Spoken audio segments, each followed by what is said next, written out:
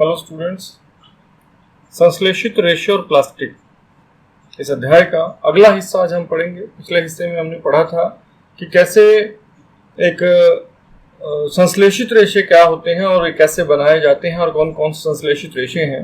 आज हम प्लास्टिक के बारे में पढ़ेंगे। प्लास्टिक संश्लेषित रेशों की तरह प्लास्टिक भी एक बहुलक है।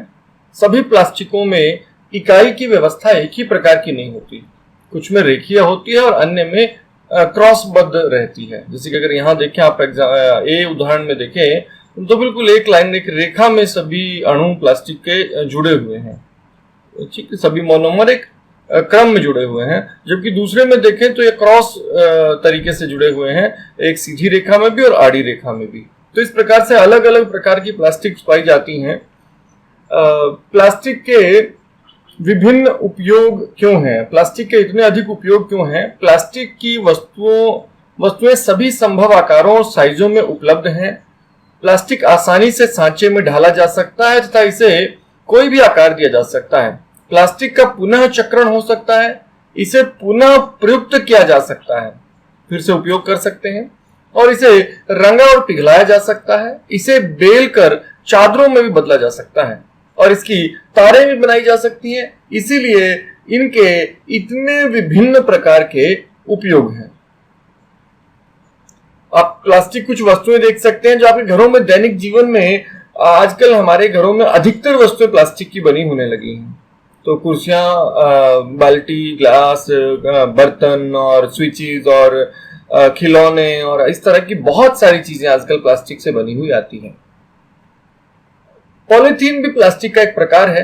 पॉलीथीन, पॉली और एथीन, एथीन का बहुलक है प्लास्टिक।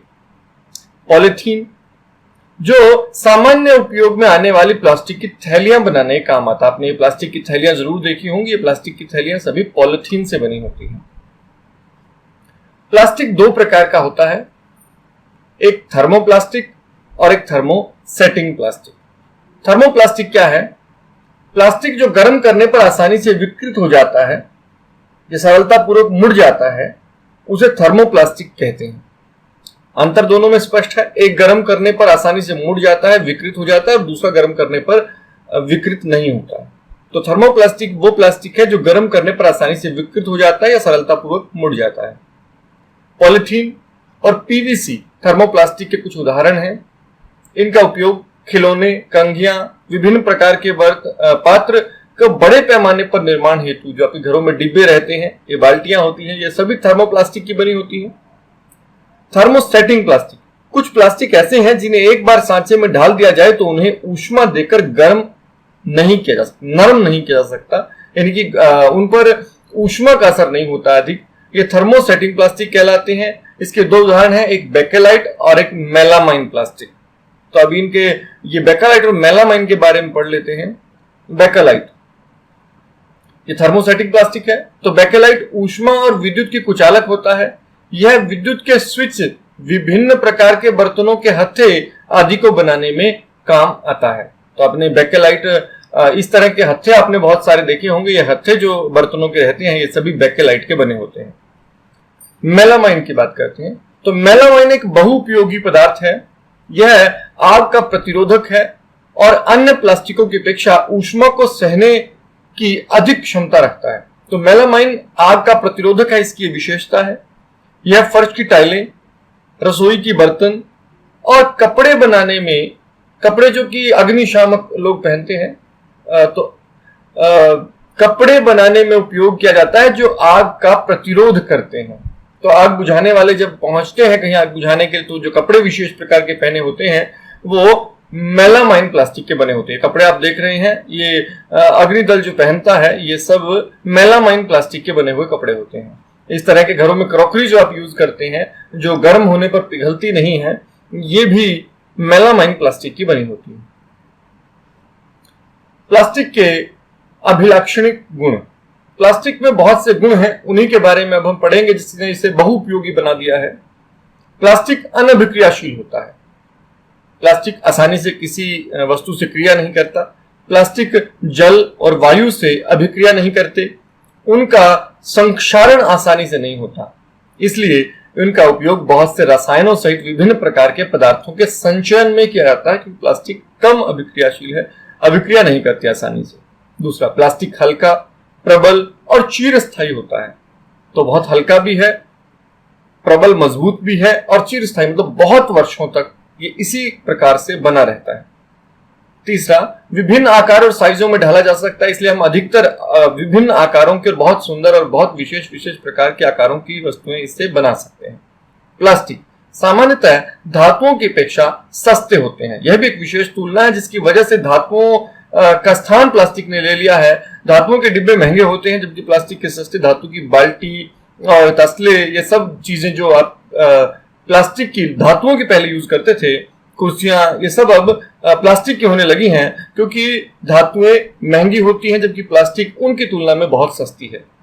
प्लास्टिक ऊष्मा और विद्युत की कुचालक होती है, इसलिए बिजली के तार प्लास्टिक से ढके रहते हैं और खाना बनाने के पात्रों के हत्थे प्लास्टिक के बने होते हैं, क्योंकि यह ऊष्मा और विद्युत दोनों की कुचालक है। तो ये कुछ ऐसे गुण हैं जो प्लास्टिक को बहुउपयोगी बनाते हैं और इन्हीं के कारण प्लास्टिक इतना अधिक उपयोग किया जा रहा है। कुछ विशेष बातें जो आपको प्लास्टिक के बारे में जान लेनी चाहिए। प्लास्टिक का स्वास्थ्य देखभाल उद्योग में व्यापक उपयोग हो रहा है।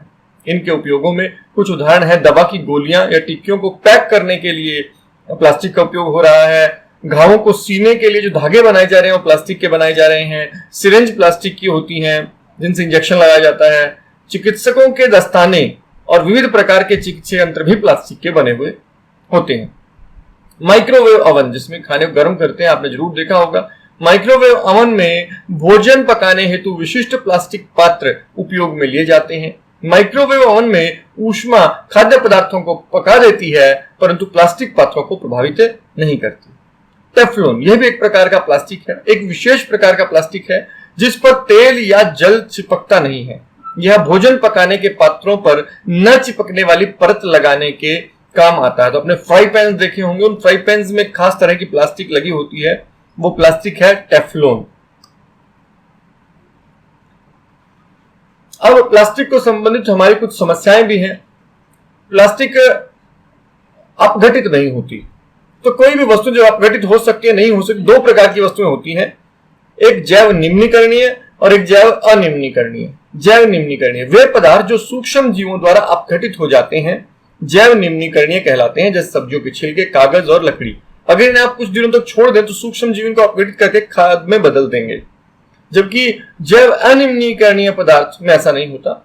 जैव अनिम्नीकरणीय पदार्थ वे पदार्थ जो सूक्ष्म जीवों द्वारा अपघटित नहीं होते, जैव अनिम्नीकरणीय पदार्थ कहलाते हैं, जैसे धातुओं के डिब्बे, प्लास्टिक आदि। ये वो पदार्थ हैं जो अपघटित नहीं होंगे, बहुत वर्षों तक पड़े रहने पर भी ये अपघटित नहीं होते हैं, तो इन्हें हम जैव अनिम्नीकरणीय पदार्थ कहते हैं। प्लास्टिक एक समस्या है इसी कारण, क्योंकि प्लास्टिक अपघटित नहीं होती है और अपघटित होने में कई वर्ष ले लेता है, इसलिए प्लास्टिक एक बड़ी समस्या बन गया है। प्लास्टिक का कचरा, प्लास्टिक जब हम उपयोग करते हैं तो बहुत उपयोगी रहती है, लेकिन जब वो वस्तुएं बेकार हो जाती है और फेंक दी जाती हैं, तब कचरे का ढेर देख सकते हैं लगा हुआ जगह जगह पर। प्लास्टिक अपघटित होने में कई वर्ष ले लेता है। यह पर्यावरण हितैषी नहीं है, यह पर्यावरण प्रदूषण का कारण बन सकता है।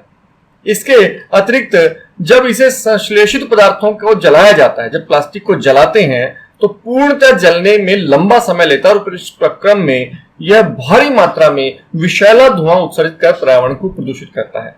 तो इसका निपटान के लिए एक बड़ी समस्या है कि न तो ये गलता सड़ता है, अपघटित होता है, और यदि हम इसको जलाकर इसका निपटान करने की कोशिश करें तो बहुत भारी मात्रा में विषैला धुआं निकलता है। तो न तो हम प्लास्टिक को जला सकते हैं, न ही हम इसे अपघटित कर सकते हैं, तो वर्षों से कूड़े का ढेर बढ़ता ही जा रहा है प्लास्टिक का, और यह अपने आप में प्लास्टिक की एक समस्या आ गई है। इसीलिए विचार किया जा रहा है कि प्लास्टिक वरदान है या एक अभिशाप बन गई है।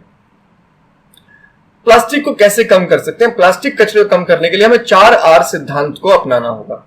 4R सिद्धांत क्या है? 4R सिद्धांत से तात्पर्य 4 तरह की क्रियाओं से है, जिनके पालन से हम पर्यावरण संबंधी आदतें विकसित करके अपना योगदान दे सकते हैं और कचरे को कम कर सकते हैं। तो सबसे पहला R है रिड्यूस, यानी कि कम करना। हम कचरे को कम से कम पैदा करें, वो प्लास्टिक की वस्तुएं जो पता है हमें अपघटित नहीं होंगी, उनका उपयोग ही कम करें। दूसरा रीयूज, पुनः उपयोग में लाना, यानी कि हम ऐसी वस्तुएं जिन्हें रिसाइकल नहीं किया जा सकता उन्हें बार बार उपयोग करें। और एक बार उपयोग करके फेंक देने से वस्तुओं का कचरा जो है बढ़ेगा। तो रीयूज करें, पुनः उपयोग करें बार बार वस्तुओं का। रिसाइकल, वो वस्तुएं जो फिर से फैक्ट्रियों को भेजकर पुनरावृत्ति करके उनकी नई बनाई जा सकती हैं, उन्हें पुनः चक्रण करना, पुनरावृत्ति या पुनः चक्रण करना, पुनः चक्रित करके वस्तुओं को फिर से दोबारा बनाया जा सकता है। तो इस तरह प्लास्टिक का कचरा कम पहुंचेगा, यूज्ड प्लास्टिक वापस फैक्ट्री में जाएगी और वहां फैक्ट्री से फिर से उसको पुनः चक्रित करके फिर से नई वस्तुओं से बना दी जाएंगी। और पुनः प्राप्त करना, यह भी हमें ध्यान रखना है कि जब हम प्लास्टिक की वस्तु खरीदने जाएं तो हम पुनः चक्रित वस्तुओं को खरीदने में प्राथमिकता दें।